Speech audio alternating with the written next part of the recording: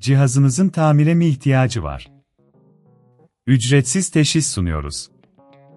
Kapınıza kadar alıyor ve teslim ediyoruz, telefon veya seyahat gerekmez. Tamir öncesi size fiyat teklifi gönderiyoruz ve sadece onayladıktan sonra devam ediyoruz. Kolay, şeffaf ve profesyonel. Link açıklamada.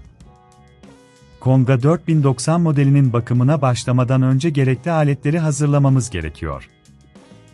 İlk olarak, bir tornavida, bir fırça, bir mikrofiber bez ve bir vakum aleti alalım. Bu aletler, cihazın içini temizlemek ve bakım yapmak için vazgeçilmezdir.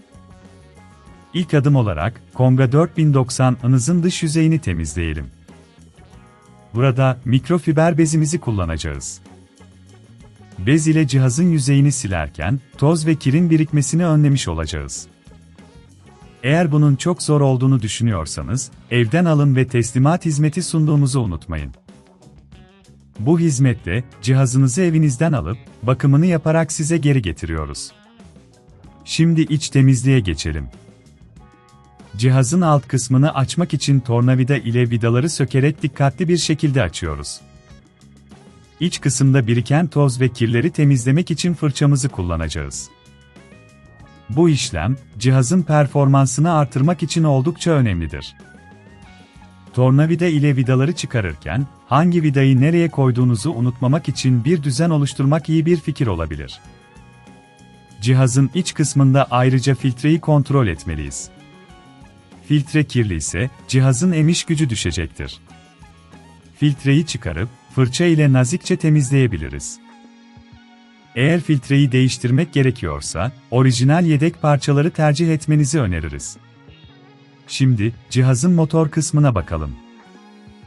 Motorun etrafındaki toz birikintilerini temizlemek, motorun daha verimli çalışmasını sağlar. Burada yine fırçayı kullanarak dikkatlice temizlemeye devam ediyoruz. Eğer motor kısmında bir sorun olduğunu düşünüyorsanız, zorunluluk olmadan profesyonel teşhis hizmetimizden yararlanabilirsiniz. Bakım sırasında tüm bağlantıların sağlam olduğundan emin olmalıyız.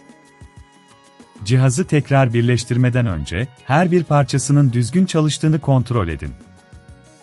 Tüm vidaları sıkıca yerine yerleştirdikten sonra cihazı kapatıp test etme zamanı. Cihazınızı açın ve düzgün çalışıp çalışmadığını kontrol edin. Herhangi bir sorun varsa, tamir öncesi fiyat teklifi almak için bizimle iletişime geçebilirsiniz. Cihazınızın tamire mi ihtiyacı var? Ücretsiz teşhis sunuyoruz. Kapınıza kadar alıyor ve teslim ediyoruz, telefon veya seyahat gerekmez. Tamir öncesi size fiyat teklifi gönderiyoruz ve sadece onayladıktan sonra devam ediyoruz. Kolay, şeffaf ve profesyonel. Link açıklamada.